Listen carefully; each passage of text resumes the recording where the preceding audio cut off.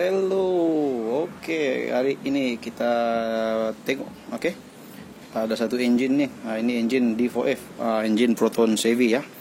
Kita kena angkat head, oke, disebabkan masalah, oke, owner cakap timing bell putus ya, owner cakap timing bell putus.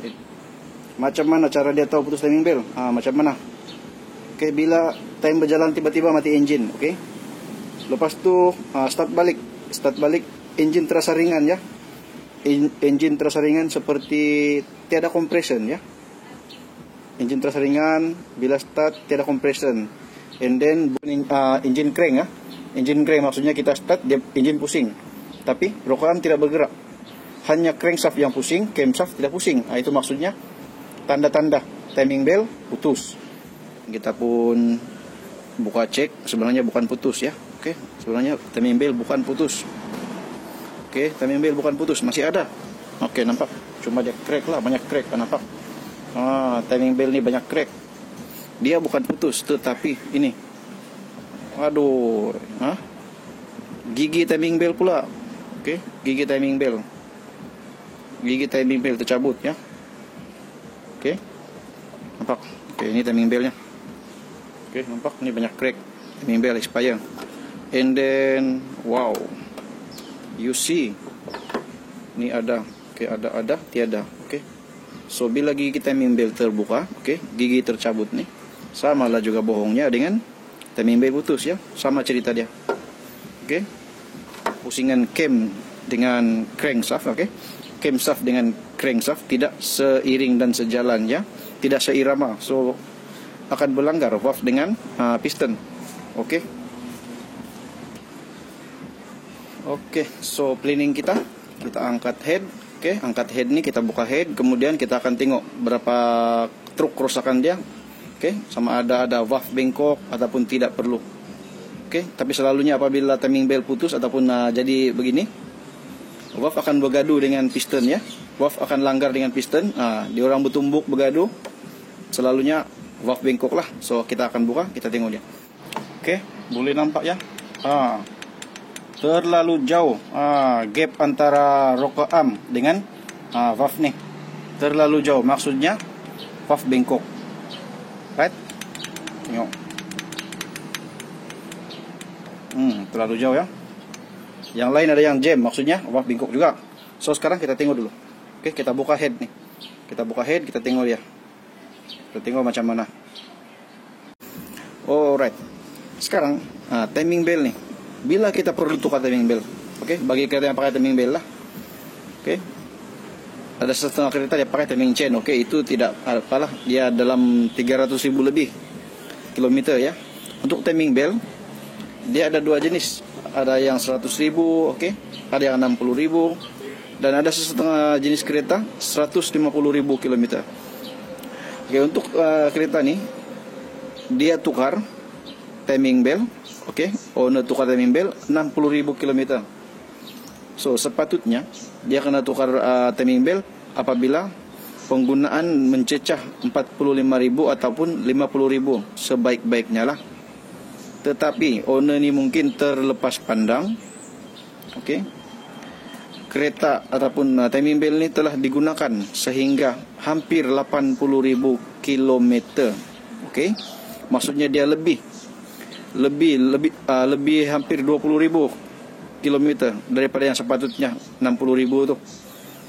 Owner pun mungkin tidak ingat, oke, terlupa, right? Dan kereta pun hari-hari berjalannya, jalan jauh. Kereta ni baru timing bell ni baru ditukar setahun, oke.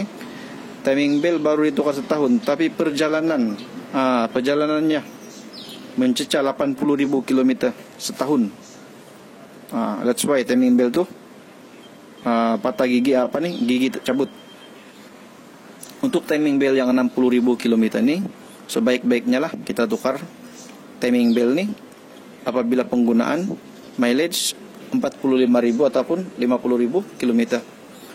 Dan sekiranya timing bell itu 100.000, kita boleh pakai sehingga 85 hingga 90, oke, 90.000, 85.000 ataupun 90.000 km untuk keselamatan ya. walaupun dia bagi tahu 60.000 ataupun 100.000, kita tidak tahu ya. Apabila engine hidup, kita pasang aircon, tunggu 10 menit, 20 menit, tunggu 1 jam dalam kereta pasang aircon tanpa berjalan. Oke, mileage tidak jalan, tapi engine hidup. So maksudnya di situ timing belt digunakan juga. Dan lagi satu, apabila sudah lebih 5 tahun ataupun 7 tahun, oke, timing belt pun pada expire. So sebaik-baiknya tukar timing belt lah. Jaga timing belt, oke? Sebab kos akan mencecah sehingga ratus ataupun ribu ringgit, oke, ribuan ringgit apabila timing belt jadi seperti ini.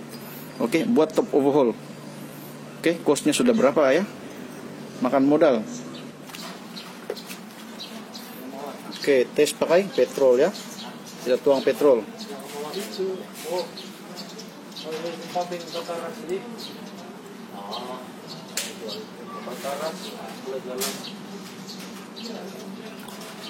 Oke, nampak ini satu bengkok, dan ini bengkok, minyak keluar ya, tembus. Maksudnya bengkok, valve dia bengkok.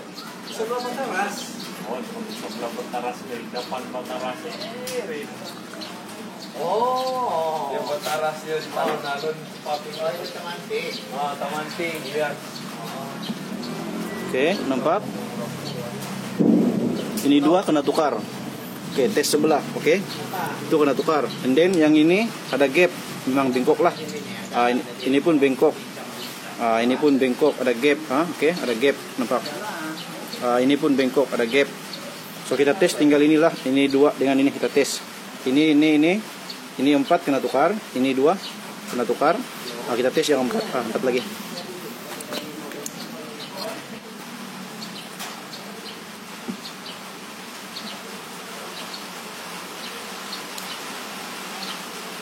Oke, bengkok dua-dua. Ini lagi.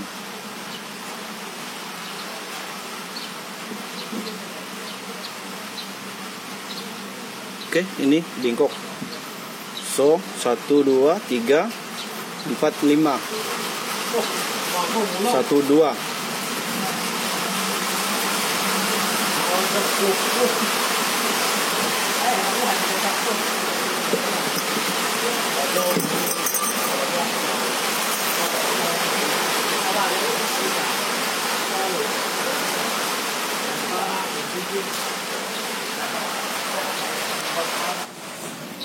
Oke, yang perlu diganti 1, 2,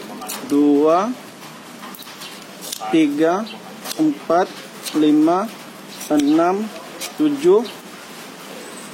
Oke, ini ya perlu diganti. Exhaust 5, intake 2. So begitulah perkongsian pada kali ini, cerita timing belt ya, cerita timing belt.